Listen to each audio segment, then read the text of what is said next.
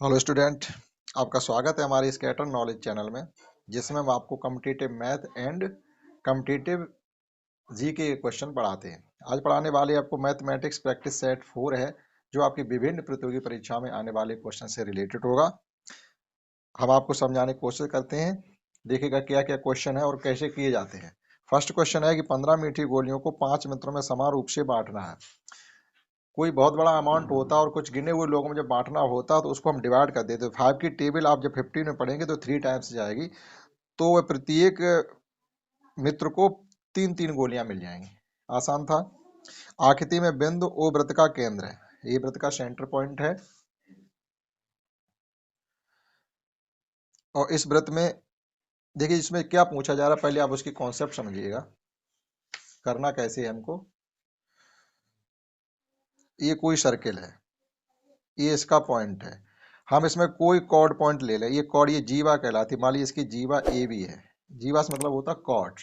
Chord A B है। अब A B से हम इसमें बहुत से ट्रायंगल बना सकते हैं।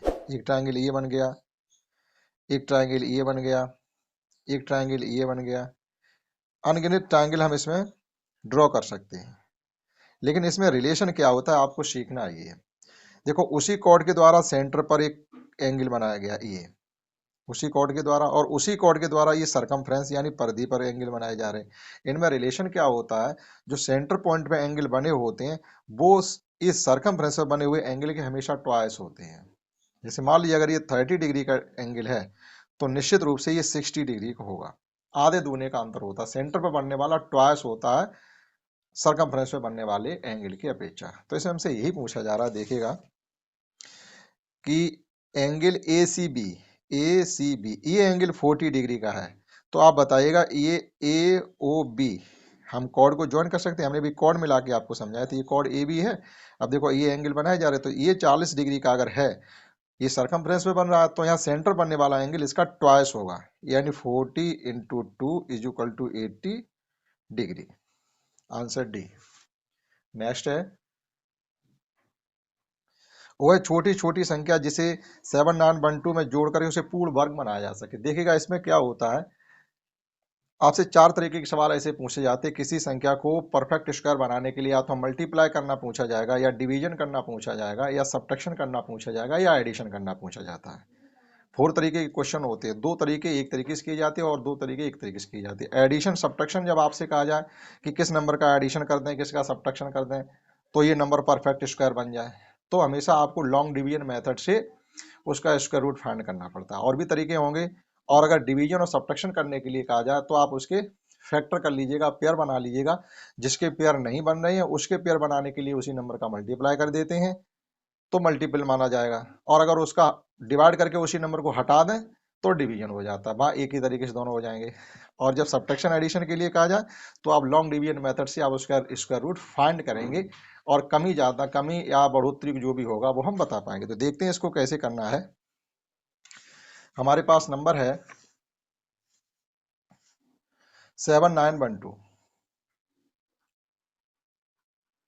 तो लॉन्ग डिवीजन मेथड से इस प्रकार से स्क्वायर फाइंड किए जाते हैं। स्क्वायर रूट स्क्वायर करके टेबल पढ़ते हैं हम। 8 8 जा 64, 8 8 जा 64। यहाँ बच गया 5, यहाँ 1, और हमने पूरा पेयर उतार लिया जाता है। अब ये इनका एडिशन करते हैं तो ये 16 हो जाता है। 16 की टेबल पढ़ेंगे 151 में, तो 16 निम्मा 144। 9 का मल्टीप्लाई कर देंगे। अब इसमें मल्टीप्लाई करके यहाँ रखते हैं, डिवीजन करते हैं वैसे। तो 9 में 81, और 9 8 वो 9 6 54, और 8 54, और 8 हो जाएंगे आपके 62, और कैरी 6, 6 और वो 9 का 9 6 15। तो ये आ गया। अब आप देखिएगा ये हम उससे ऊपर निकल गए।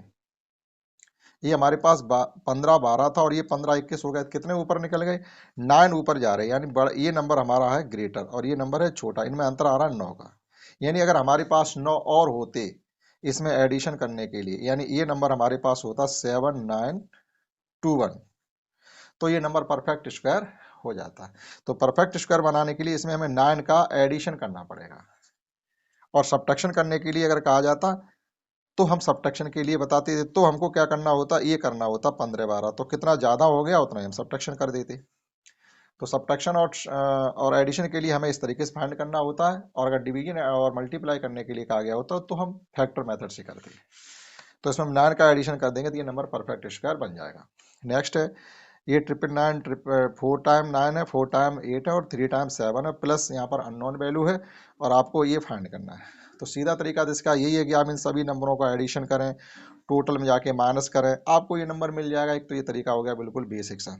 दूसरा ये है कि आप इन सबका एडिशन करें, जैसे एडिशन करना अगर आपको आ जाएगा, जैसे एक बार हम समझाने की कोशिश कर रहे हैं, प्लस हमारे पास ये नंबर है प्लस एक्स इक्वल टू इधर जो भी नंबर है 19700।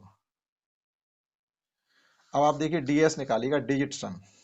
9 के मल्टीपल में तो इनका 9 ही रहेगा, यानी 36 हो जाएंगे, 36 का 9 अंकों का सम, 8 चौक 32 का 5 और 7 या 21 का 3 और प्लस एक्स, और इधर हो गया है हमारा 9 का हमेशा जीरो कर दिया जाता है 718। 9 को आप जीरो मान लीजिएगा, इधर भी हो गया आपका 5 3 8 प्लस एक्स इक्वल टू 8, यानी एक्स इक्वल टू हमारा जीरो आ गया। मतलब जो भी अंक यहाँ पर एडिशन होगा उसके अंकों का सम या तो 9 होना चाहिए या जीरो होना चाहिए, इसका मतलब ये होता है। तो देखिएगा इसका, देखो 3 और 6 9 हो रहा, 9 हो या जीरो हो, ये 7 हो रहा, ये 10 होकर के 1 हो जाएगा और ये 8 हो जाएगा। तो जिसका जीरो या 1 एडिशन हो रहा वो नंबर आप इसमें एडिशन कर दीजिएगा, आपकी वैल्यू हो जाएगी। तो अगर डीएस अगर आपको आता है तो डीएस से भी कर सकते हैं। आगे दो अंकों की सभी संख्याओं का योगफल क्या होगा। अब देखिएगा दो अंकों की सब संख्याएं क्या होती हैं, दो अंकों की संख्याएं शुरू होती हैं 10 से। आपसे ये पूछा जा रहा है 10 plus 11 plus 12 dot dot dot 99, इनका सम बताइएगा। अब ऐसा कोई रिलेशन ही नहीं होता जो 20 से हम उनका सम फाइंड कर सकें। रिलेशन हमारे पास होता है n प्राकृतिक संख्याओं का योगफल, लेकिन वो एक से स्टार्ट हो रही हो। तो 1 plus 2 plus 3 dot dot dot 99, तो आप ये तो फाइंड कर सकते हो।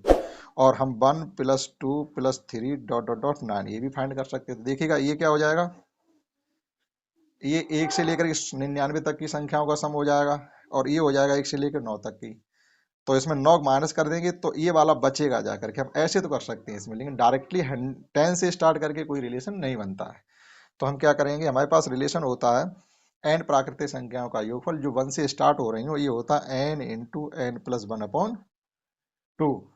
तो पहली हमारी 1 से लेकर 99 तक है, तो उसमें 99 लास्ट नंबर होता है, 99 इंटू 100/2, यानी 99 इंटू 50, इनका निकाल लीजिएगा, 0 5 निम 45, 5 निम 45 4 49, यानी 49 50 आ गया।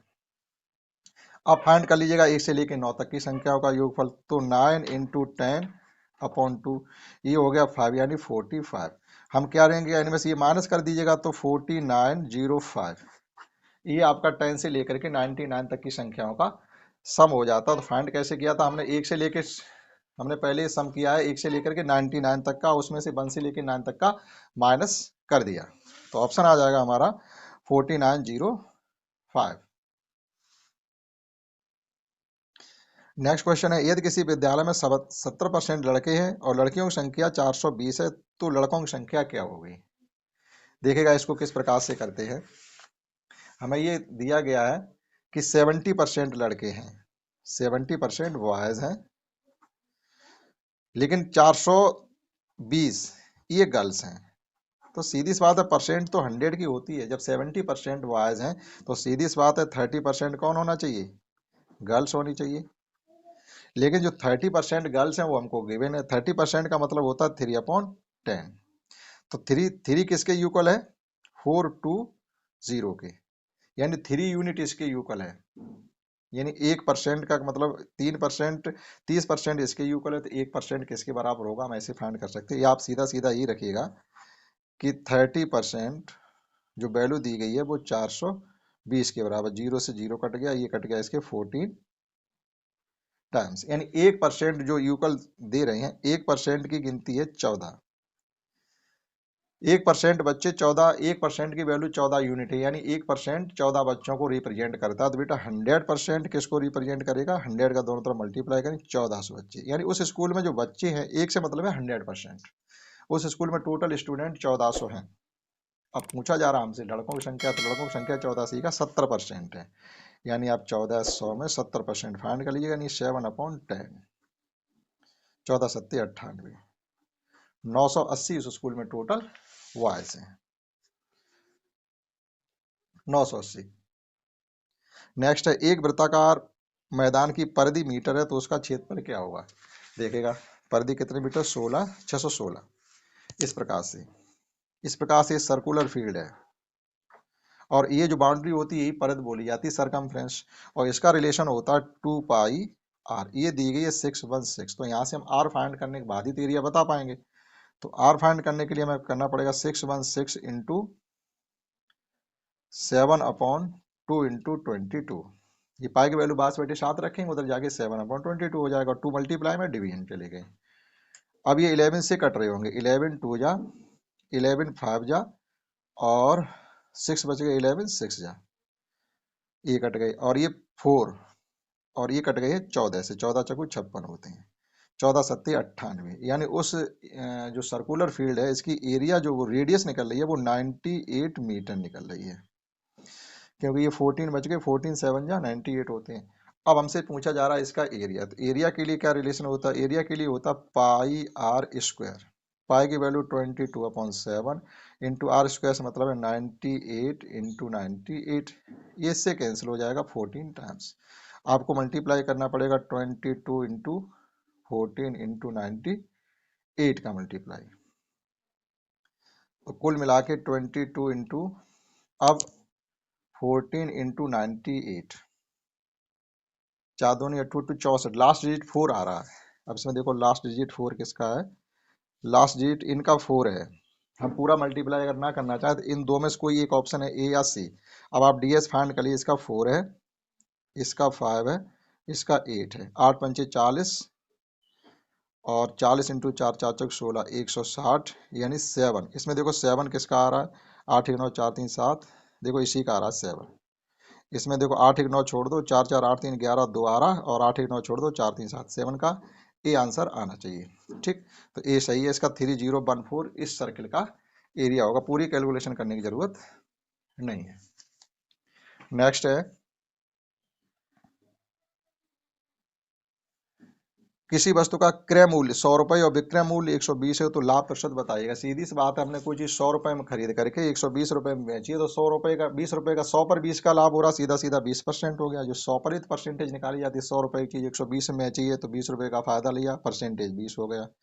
किसी समभुजाकार बहुभुज का अंतः कोण 170 भुजाओं की संख्या बताइए। इसके लिए आपको ये पता होना चाहिए कि जो भी रेगुलर पॉलीगॉन होती है उसके प्रत्येक अंतः कोण का योगफल क्या होता है।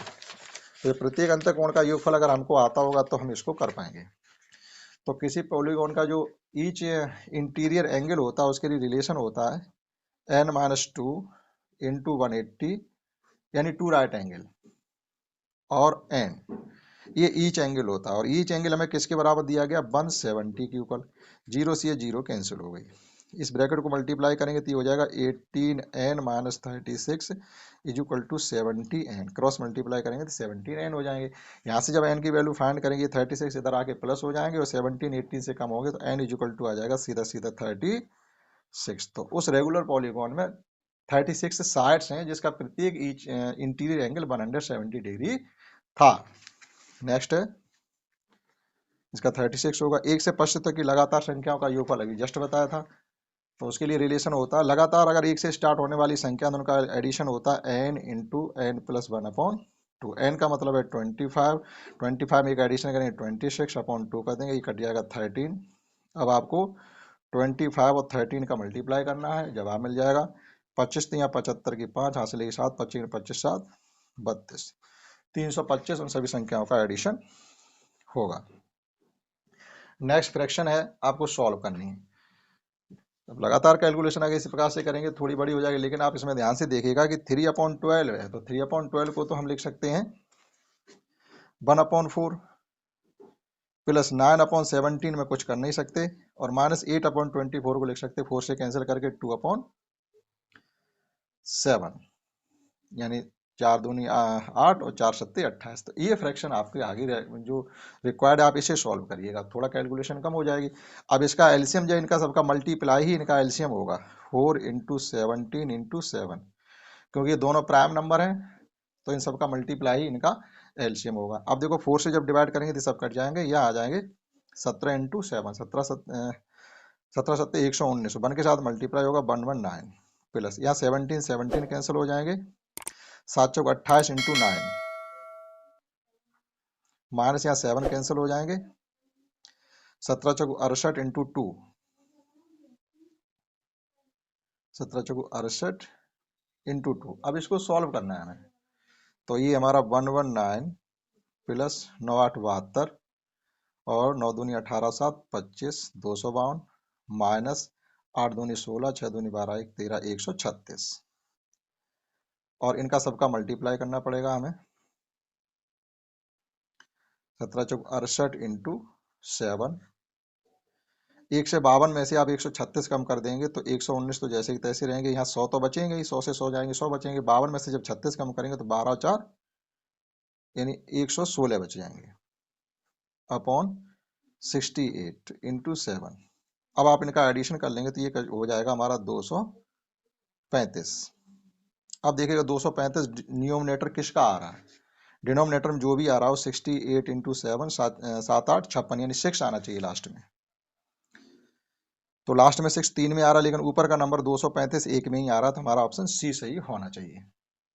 इस प्रकार से इसे किया जा सकता है। और आगे देखते हैं, नेक्स्ट 12 क्वेश्चन है। इसको सॉल्व करने के लिए हमें क्या करना होता है, बोर्ड मास का नियम लगाते हैं, यानी पहले हमें ब्रैकेट ऑफ करना होता है, तो ब्रैकेट तो है नहीं, तो हम डिवीजन करेंगे, 2 से 2 का डिवीजन करेंगे 1 आ जाएगा। जैसे हमें क्वेश्चन गिवन है 2 plus 2 divide by 2 multiply by 2 plus 2 minus 2, इस प्रकार से हमको गिवन है। 2 plus 2 divide by 2 multiply by 2 plus 2 और माइनस 2। तो सबसे पहले डिवीजन करते हैं, तो आप देखिएगा 2 प्लस ये 2 से 2 डिवीजन करेंगे 1 बचेगा, multiply by 2 plus 2 minus 2, 2 plus 2 बन जाए 2 प्लस 2 माइनस 2, ये कैंसिल हो गया, आंसर 4 आना चाहिए, लेकिन इसमें परहैप्स कोई जवाब 4 नहीं है, तो इसका जवाब आना चाहिए 4, जो कि इसमें नहीं दिया गया, हो सकता है गलत दिया गया हो, इसका आंसर 4 आए। अब देखिएगा a square minus b square upon ये ए भी लिखा हुआ, तो ये कैलकुलेशन आपको नहीं करनी है, सेम नंबर का मल्टीप्लाई हो रहा है तो इसे आप ए स्क्वायर लिख सकते हैं, सेम नंबर का मल्टीप्लाई हो सकता है इसे बी लिख सकते हैं, और यहाँ नीचे वही नंबर इसमें से एक लिया, इसमें ए माइनस बी दिख रहा है, कहने मतलब ये है कॉन्सेप्ट समझेंगे आप कि कॉन्सेप्ट क्या है हमारी, a square minus b square upon a b, a minus b हमको ये गिवन है। जरा इसे सॉल्व करेंगे तो a square minus b square को लिख सकते हैं a plus b into a minus b, upon में भी ए माइनस बी है, तो सीधा देखिएगा ये कैंसिल हो गया, हमारे पास बचा है ए प्लस बी, यानी जवाब होगा इन दोनों नंबरों का एडिशन।